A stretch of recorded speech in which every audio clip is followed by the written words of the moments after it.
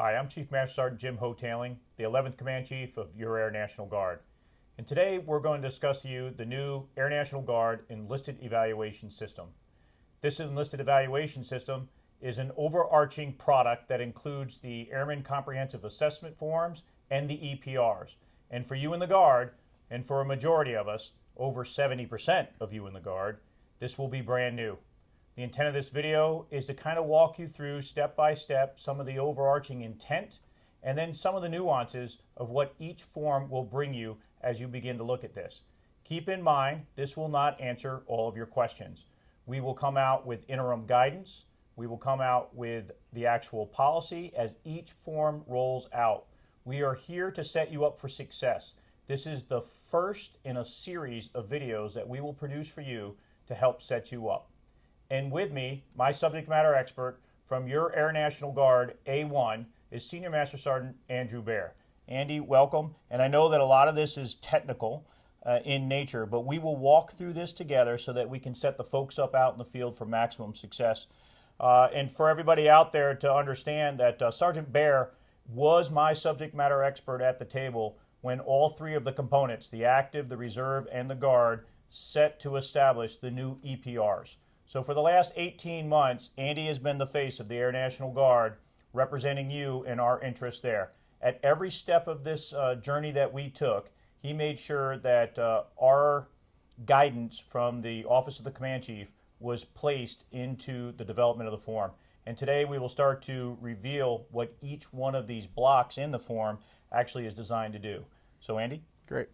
Thank you, Chief. I appreciate the opportunity, and I appreciate the opportunity to address all the Air National Guard folks out there, to give them a little bit of the background of our enlisted evaluation system and some of the biggest changes that will be affecting you out there. What we're going to cover today is we're going to go through the background of how the Air National Guard is now implementing the enlisted evaluation system.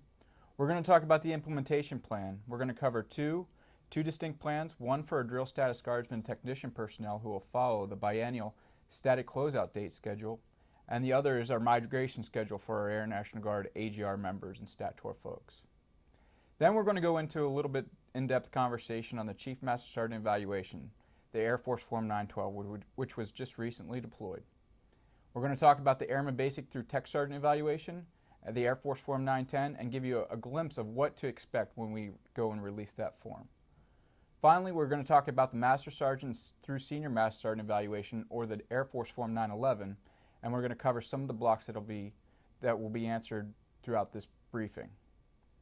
So one of the things that I want to emphasize is the purpose of this briefing. It will be that you can play this back time and time again.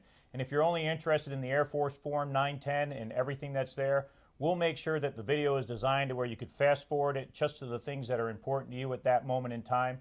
But what I do recommend is that you follow this video from the very beginning to the end at least one time, and then you can go back and really concentrate on the things that you're looking for. Again, this will just give you that 50,000-foot view of the things that will be covered in much more detail in the actual policy guidance. First, we're going to go into a little bit of the background of the changes that are coming from the Air National Guard and the enlisted evaluation system. This was an Air National Guard initiative. In May of 2012, we were approached by the Air National Guard Enlisted Field Advisory Council with the major question of, why do we not have evaluations for our traditional members? As the A1, we went to see why we did not have this program, and what we found was that we were actually the last of the 7 reserve components to have an evaluation system. So as we move forward, we started to implement a plan to deploy these evaluation systems on a biennial schedule for our members. As we were doing this, the Chief Master Sergeant of the Air Force and Chief of Staff of the Air Force came forward and said that they wanted a complete overhaul of the entire evaluation system for our total force. So, as Chief said earlier, we built a team, a total force team, to go and rebuild the entire system, with one of the main pillars in this whole system being a focus on performance. One thing that we truly wanted to do is ensure that we were delivering accurate feedback to our members. We're also finding an evaluation system that was going to identify the performance of our members throughout the system. As a vision for this for the Air National Guard, we realized it was important to implement an enlisted evaluation system for our Air National Guard that provides members meaningful feedback and an accurate performance assessment on a predictable schedule, while minimizing the impact on our airmen's time and limiting differences from our total force partners. Andy, let me make an emphasis point there. One of the big things we wanted to do is we wanted to make sure the Air Force, the United States Air Force with three distinct components, the RegAF, the Reserves, and the Air National Guard, although distinct, evaluate their airmen the same way. We will have the same standard regardless of the status, but the way that we implement it is unique in the Air National Guard, and these will be the things that we're talking about in the future. But I challenge anybody to show me an airman who doesn't want to be told if they're doing a good job or not. We owe it to you to answer that Enlisted Field Advisory Council request to make sure that every airman in our Guard knows where they stand. Great. Thank you, Chief. So what can an airman expect from the new enlisted evaluation system? The first big change that we're going to encounter is the establishment of static closeout dates. A static closeout date is a specific date in a year when a certain rank will close out their evaluation. They're not a new concept. We borrowed this concept from the United States Navy, who currently uses it. So what we can expect is that each of our members will have a specific date, either on a biennial schedule or on an annual schedule, when their evaluation will close out. What it'll do is it'll help for a more predictable environment for when our evaluations are due. We're going to eliminate change of reporting official reports, or CROs. Annually, we produce nearly 37,000 CRO reports. With this change, we're going to reduce the impact on our airmen's time, and as well as making sure we stick to the static closeout dates and not deviate from that. This will be more predictable for both our airmen and our raters. Also, we'll be delivering a new Air Force Form 910, 911, and we just deployed the new Air Force Form 912, the Chief Master Sergeant Evaluation. Those are some of the biggest changes that will be affecting our airmen out there. So Sergeant Bear, one other thing that I'd like for you to clarify for the static cutoff date, known as the SCOD, is that an Air National Guard thing, or is that a total Air Force procedure? Great question. Well, the static closeout date is a total force concept that we're going to utilize between us, the Air Force Reserve, and the Air National Guard.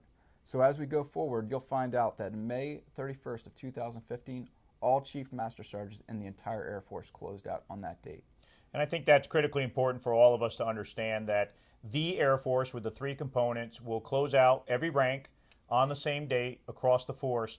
And how that helps is when we get to AFPC and ARPC, it actually helps in their processes too, to where you will have more timely processing of your reports, because it's expected at a certain date all tech sergeants would come in, at a certain date all senior master sergeants would come in, and this actually helps on the processes side of thing to make sure that there's a lower reject rate and that it's a level of predictability. And in the Air National Guard, that is probably one of the biggest things that we need, is a level of predictability. I think you will like the fact of this SCOD date affecting you. It's just a new term in our component, and you'll get used to it. Absolutely. The next thing we're going to discuss is the implementation schedule that we've built for the Air National Guard. On this slide, what you'll see is two specific schedules that we're going to be deploying. The first one is our drill status guardsmen to include our technician personnel, this schedule. On this you can see that we have an evaluation start date for each rank. Since this is initial implementation, we had to define when the evaluation start date was going to be. Next, we identified the midterm ACA closeout. This is the date when raters and radies are going to have to get together and do their ACA. Typically it's in the middle of a rating period, but during the initial implementation it might have slid to the left a little bit. Finally, the last column is our evaluation closeout. This is the date that the actual evaluation will close out, creating a biennial report for our members. As you can see, they alter every other year. The easiest way to remember this is the even grades in even years and odd grades in odd years. So for a Chief Master Sergeant who gets an evaluation on 31 May 15, you can expect for them to receive one on 31 May 17, 31 May 19, and so on and so forth. The next schedule that you'll see is our migration schedule for AGR and StatTOR personnel. As a big reminder, our AGR personnel will continue to receive an annual evaluation. So as you can see, we identified the midterm ACA closeout date again for these individuals. Why we did not identify the initial evaluation date is because they're already having an EPR done on them. Next, we have the last day for CROs. This is the date that actually serves as the line in the sand for our members. All evaluations that close out prior to that date will close out naturally. All evaluations closing out after that date will either be extended or shortened to close on the evaluation static closeout date, which can be seen in the third column. The schedule at the bottom of the slide represents the migration schedule for members serving on full-time AGR tour or on a statutory tour. Temporary AGRs or members serving on other types of orders that are neither full-time AGR or stat tour will receive evaluations on the biennial schedule shown above. Since our AGRs and stat tour members are already receiving annual evaluations, we had to build a migration schedule for these members to migrate them onto the annual static closeout date. To prepare for this, in the early implementation, we provided only the midterm ACA closeout for each rank. Although they seem very random, we were preparing for the implementation of the SCODs. The reason for some of the midterm ACA closeout dates being defined was to allow for members in these ranks to receive at least one ACA prior to the closing of their evaluation on the SCOD. At a minimum, we defined the date that was at least 120 days prior to the SCOD. The next column is the last day for CROs. As I stated earlier, these populations are currently receiving evaluations. This date is basically the line in the sand. AGR evaluations that close out naturally on or prior to this date will be closed. Evaluations closing out naturally after this date will either be extended or shortened to the SCOD, identified in the fourth column. The fourth column again is the static closeout date for each rank. And just to reiterate, full-time AGRs and stat tour members will receive evaluations on an annual basis. So a couple of things that I'd like to recap on the non-technical basis on what we just discussed. Just remember a couple fundamental things. We're at a moment in time on the beginning of this new enlisted evaluation system. You're going to feel this bit of a slinky disconnect as we stop the old way of doing things and start a new way. So as you stop and start, you get this slinky effect for about the next 2 years until everybody is synchronized on these dates, whether you're a drill status guardsman and a technician or an AGR. So we understand your frustrations, but kind of look at that bigger aperture of understanding that when you start something from a dead stop, it kind of has this slinky effect is what I call it. Just remember some fundamental things. Odd ranks, odd years. Even ranks, even years. If you're a traditional, you're going to get one every 2 years. If you're an AGR, you're getting them every year. It kind of breaks down that simple. The other thing you want to think of it in terms of if you are a traditional guardsman, on your off year, you'll get your ACA feedback, and then on your go year, you're going to get your EPR. So it'll be EPR, feedback, EPR, feedback. And then if you're an AGR, it's on a normal system of every 6 months.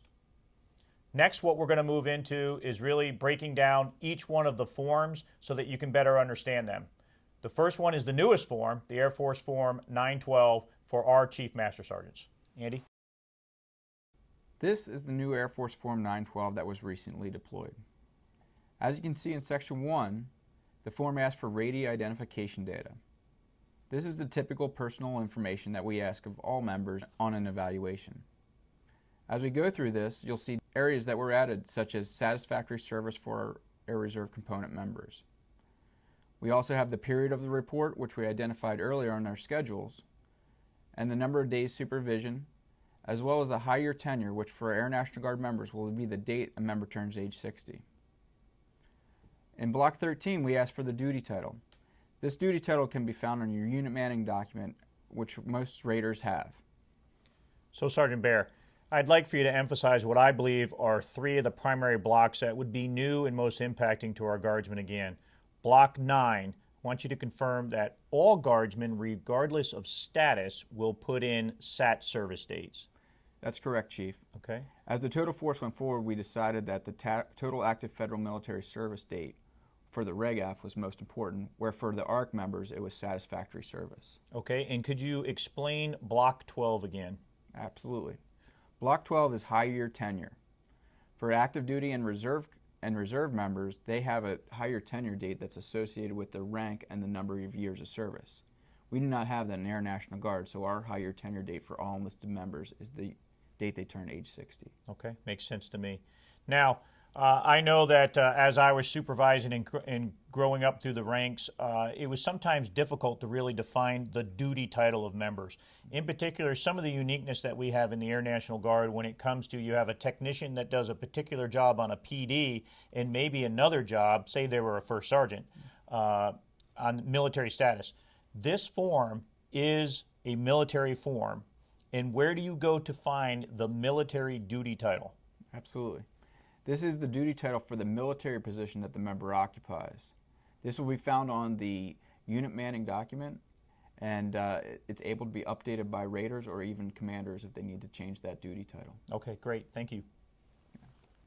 Section 2 is the rater's performance assessment area.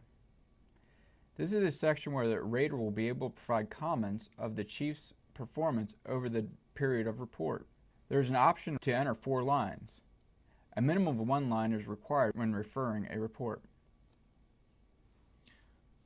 I'll break that down in some simple terms on really what we want on the intent for the rater's performance assessment for the Chief Master Sergeant form. Keep in mind, the chief cannot be promoted. So what you are doing here is really writing anything that you want to overemphasize as a performance assessment for that year that you've rated them, keeping in mind that if it's referral, you do have to do the 1 line, or as the writing on the form says, they encourage making the remarks for CCM recommendations. That, of course, is terminology for the command chief. This is a total force form. In the active duty Air Force, the command chief recommendations go to a command chief screening board. Therefore, the board members are required to have information to consider a chief for command chief. That is not how it will be done in the Air National Guard. Let me repeat that. This is not how it will be done in the Air National Guard. Our command chiefs are recommended through supervisors and through commanders, but they go through an Air National Guard unique boarding process at the wing level. So again, this entire block, the 4 blocks there for a chief, is completely optional, but the rater has the option to put 1 to 4 comments in there, and only if it's a referral or going to a command chief recommendation do you actually need to write anything in there. The next area that we're going to cover is Section 4, the Senior Rater's Performance Assessment. The Senior Rater for the Air National Guard will more than likely serve as the wing commander or equivalent. This will be the area where the Senior Rater will concur with the report and has the ability to provide comments for the performance of the individual. Something unique to this new form is the Block 2, Consider for Higher Responsibility. When Senior Raters fill this part out, they'll have the options of 5 recommendations for higher responsibility. We'll cover these responsibilities later on in this briefing. Depending on what consideration for higher responsibility is recommended, future roles will be populated on the next block. A Senior Rater has the ability to recommend 2 future roles for an individual. One of the unique things on this form, as you'll see, is the stratification in between the future role recommendations. Please know that if a chief is selected for Ready Now with a recommended future role of Command Chief, it allows for our Senior Raters to enter a stratification for these chiefs. For the Air National Guard, we will not utilize this block. As Chief previously said, this is reserved for our Command Chief screening boards for the active duty. So now that you've seen the Air Force Form 912, this slide actually has the definitions on the higher responsibility selections that you could choose on the drop-down boxes. There's actually 5 that you can choose on, and I'm going to give you those definitions now. The first one is Ready Now. You would select this category when chiefs are ready to immediately assume greater responsibility in a more challenging position than they currently hold today. Second option, On Track. You would select this when a chief is excelling in their current position or they're demonstrating real growth potential and are ready to transition into a position in a related specialty or at a different organizational level at the first available opportunity. Most will actually select the third choice, which is Current Assignment. You select this when chiefs remain in their current assignments for one or some of the following reasons that I'll explain. One is that they're not forecasted to move in the near term. They've not been evaluated as a chief in their current position, or may have a specific expertise requiring that they stay in place. They may also just be in a nominative position to where they can't move. Also applicable in this section would be to a newly promoted chief or a chief who was recently assigned to their current position. And in a lot of cases in the Guard, chiefs with a projected retirement on file. Your fourth option is groom. You would select this when chiefs are requiring additional grooming in their duty position or as a chief prior to being placed in the position with greater responsibilities. These chiefs may be ready for increased responsibilities in the future. Finally, the last block that you have an option to choose is the do not retain block. Do not retain recommendations constitute a referral EPR and therefore require senior rater comments in Section 2, Part 1. If you have comments that exceed more than one line, that'll use an Air Force Form 77. Keep this in mind. If the rater chooses do not retain, that is just his recommendation. That is delinked or it is not associated with the selective retention process that is very state unique that will actually kick off any other additional processes that the rater would recommend.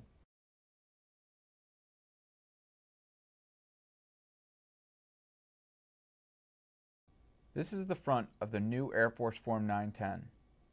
As you can see, there's a lot of similar data from the old evaluation. Again, we have the ratings identification data, we have the period of report, the number of days supervision, and the reason for the report. In Block 2, we have the job description. Again, we talk about the duty title. Again, raters can receive this duty title from the unit manning document. One addition to the job description is the key duties, tasks, and responsibilities.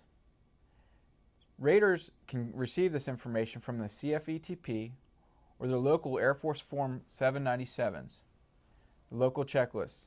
This will provide them information for what is required of this airman in their duty assignment. On the new Air Force Form 910, a member will be evaluated in 3 areas: performance and primary duties and training requirements, followership and leadership, and the whole airman concept. Block 3 captures a rater's assessment of the ratie's performance in their primary duties using the new performance assessment ratings. We will discuss these performance assessment ratings on the next slide. Additionally, this section allows for raters to provide a minimum of 1 but no more than 6 lines on a rater's performance in their primary duties. Block 4 addresses a ratee's followership and leadership and allows the rater up to 2 lines to provide additional comments. Again, raters are going to have the ability to define where the ratee fits along the aggregate performance assessment rating. Block 5 assesses the ratee based on the whole airman concept and allows raters to provide 2 comments. A couple of things that I would like to add to all 3 of those blocks. If you do notice, disproportionately, we focus on performance. And this is the reason why. As the Chief Master Sergeant in the Air Force and the Chief of Staff of the Air Force has said time and time again for the last 2 years as we move to this new enlisted evaluation system, that we will focus primarily on an airman's level of performance. We are concerned that we want airmen to focus on their job first, and then we evaluate their followership and leadership, and finally the whole airman concept. Each one of those blocks have the definitions already included into them on what you would assess that airman on. Additionally, most of these blocks will be completely mirrored to what is assessed in the Airman Comprehensive Assessment feedback form that you've already provided for this airman either a year prior if they're DSG or 6 months prior if they are AGR. Those should match as you begin to evaluate your airmen. Before we continue, we need to take a minute to review some of the most notable changes to the 910 and 911, these new performance assessment ratings. Performance ratings are based on the rater's subjective aggregate assessment of performance throughout the entire rating period. These new ratings also sync up with the evaluated areas identified on the Airman Comprehensive Assessment. The first performance rating is exceeded most, if not all, expectations. which should be reserved for very few airmen that are rater rates. The next rating is exceeded some, but not all expectations, which should be awarded to some airmen, but not a majority. A majority of our airmen will fall into the next rating, met all expectations. At the end of the rating spectrum is the final rating, met some, but not all expectations. As you can see, there are 5 areas that a member can be rated on in their performance of primary duties. Not rated, met some, but not all expectations. Met all expectations. Exceeded some, but not all expectations. And exceeded most, if not all expectations. As you can see in each of these areas, it identifies a summary number of airmen who fall into each area. This is meant to help raters with knowing that it is okay to assess the performance of our members as met expectations. This is going to be a big culture shock for our airmen out there. Keep in mind some of the fundamental intent for the Air National Guard. Because this is not tied to a weighted airman promotion system, there are no points given to Air National Guardsmen in any of these blocks. This is a true assessment of your airmen's performance. We need you to be honest and open with your airmen so that the supervisory chain has an idea of the progression of those airmen in which they lead. The promotion recommendations and the promotion process is a completely different subject that we will address shortly. This is about performance rating of your airmen, and we need for you to be as honest and open with them. And it is completely delinked from promotion, and it is also delinked from how the active duty Air Force evaluates their airmen. And you must be true to this assessment in order to make this form work within the Air National Guard. On the back of the Air Force Form 910, raters will find an overall assessment of the previous assessments put on the front. Additional raters will again be included on the form, and they will have the opportunity to provide comments. There will be a minimum of 1 line and a maximum of 2 lines. Block 9 allows unit commanders to provide an optional 1-line comment along with 3 recommendations for future roles. The unit commander also annotates whether the ratee is promotion eligible, if there are any derogatory comments on the report, and if a quality force review has been accomplished. Prior to the publication of the Air Force 910, the Air National Guard will provide clarification on how to complete the quality force review section. Section 6 allows the unit commander the opportunity to provide a promotion recommendation, but only when the ratee is promotion eligible. We will discuss the promotion recommendation on the next slide, and there's some other items that will also be clarified.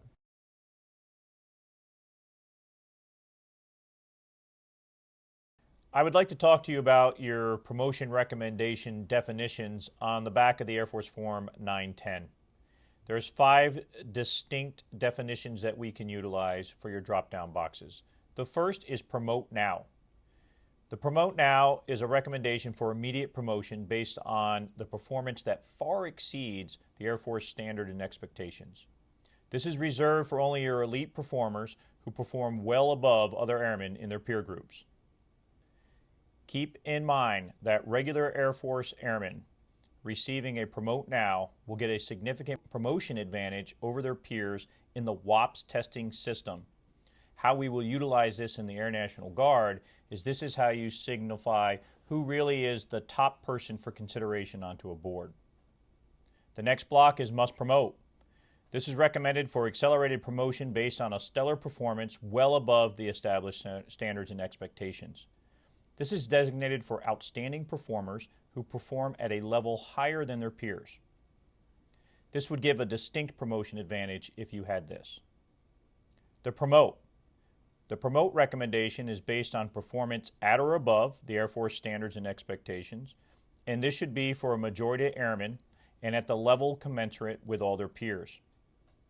The promote will be where a majority of Air National Guardsmen will end up once they are sitting on the document during their time and grade, time and service periods. Not ready now.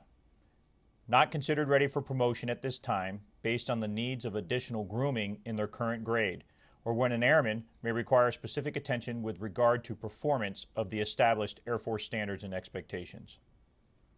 It doesn't necessarily constitute a referral, but provided in the report, it contains no negative comments, no derogatory information, or any performance assessment ratings of met some but not all expectations.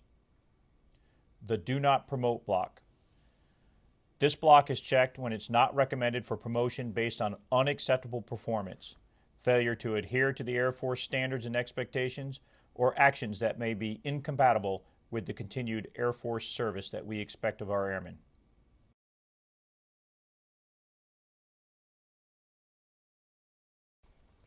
Now that we've taken a look at the Air Force Form 910, let's take a look at the Air Force Form 911, the Master Sergeant through Senior Master Sergeant evaluation.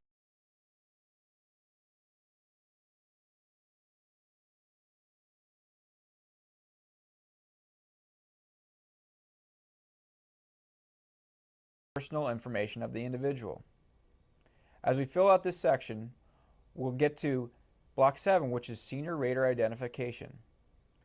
Although this is spelled out deeply in the AFI 362406, the Senior Rater ID is the ID of the Senior Rater assigned to that installation. For most of the Air National Guards, this will be the Wing Commander.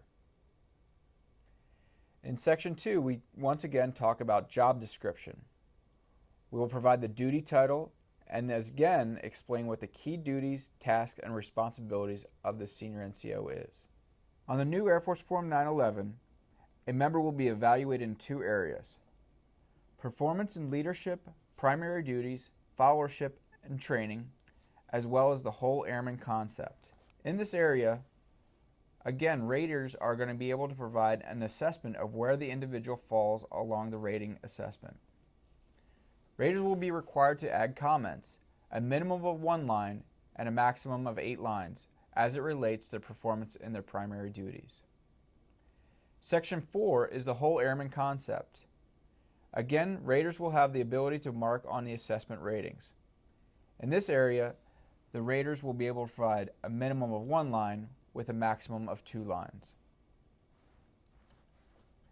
Now let's take a look at the back of the Air Force Form 911. The top 2 blocks allow the rater to provide their overall performance assessment of the ratee during this period. Block 8 allows unit commanders to provide 1 line of comments along with up to 3 recommendations for future roles. The unit commander also annotates whether the ratee has completed the appropriate level of education, if they are promotion eligible, if there are any derogatory comments in the report, and if a quality force review has been accomplished. Block 9 allows the final evaluator the opportunity to provide a promotion recommendation, but only when the ratee, again, is promotion eligible. Section 1 allows the final evaluator to provide 1 line for the promotion recommendation. Section 2 denotes the position of the final evaluator, whether they are the senior rater, the deputy evaluator, or the intermediate evaluator. Section 3 allows the final evaluator to stratify a promotion-eligible ratee. Stratification is limited to the top 10% of Master Sergeants assigned and the top 20% of Senior Master Sergeants assigned. The Air National Guard will be participating in the restricted Senior Rater stratification.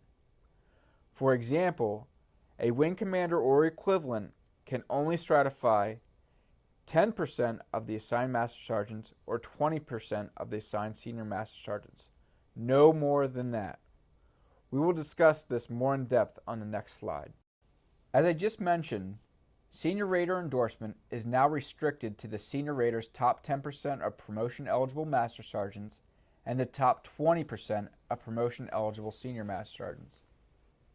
These percentages are based on the historical promotion rates for both ranks.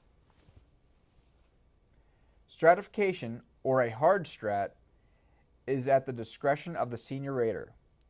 When a hard strat is used, it should be a numerator over a denominator. My number so many of so many. That depicts exactly where the senior NCO falls in the senior rater's pool of promotion eligible by grade. For example, if a senior rater has 100 promotion eligible master sergeants, he or she may endorse up to 10% of those 100 by marking the top 10% of master sergeants block on the 911.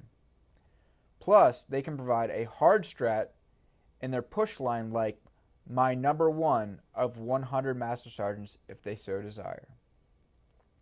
Senior raters should consider two main factors when determining who receives senior rater endorsement.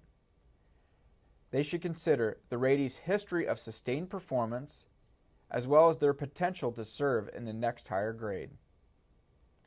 Senior NCOs who received Deputy Evaluator or Intermediate Evaluator endorsement are not authorized stratification. Lower level evaluators are not authorized to stratify a senior NCO when they are promotion eligible and receive senior rater endorsement. So what are some available resources for the Air National Guard as they start to implement this new enlisted evaluation system? The first available resource is MyPERS, available through the Air Force portal. MyPERS will serve as a central repository for all information on policy and guidance relating to the enlisted evaluation system. As information becomes available, it will continue to be posted on MyPERS. Another resource is the Air Force e-publishing website. This is the central repository for all Air Force instructions and Air Force forms. In addition to evaluations being there, you will also be able to find Air Force Instruction 36-2406 and AFI 36-2618, the enlisted force structure, as these two documents will help in completing Airman Comprehensive Assessment and the new enlisted evaluations. In summary today, we've gone through the background of why the Air National Guard is implementing the enlisted evaluation systems. We talked in depth about the implementation plans for our biennial reports, and we also talked about the migration schedule for our AGR and full-time National Guard duty personnel. We went line by line through the Chief Master Sergeant evaluation or the Air Force Form 912. We talked about the Air Force Form 910 and its intricacies for the Airman Basic through Tech Sergeant evaluations. And we also covered the Air Force Form 911, Master Sergeant through Senior Master Sergeant evaluations. Wow, lots of information today, that's for sure. And I completely understand if some of it doesn't make sense, if not a vast majority of it. This is the first time as an Air National Guard in over 65 years that all of your airmen will have an enlisted evaluation system. This is the right thing to do. There is not an airman or a commander that I have met while visiting you at Guard Base USA that hasn't said that every airman deserves to be told how they're doing. It's just the implementation process. It's this moment in time that we all face in history that we have to start from scratch, and this is where we are. We will get through this together. I am by your side. The Director of the Air National Guard is by your side.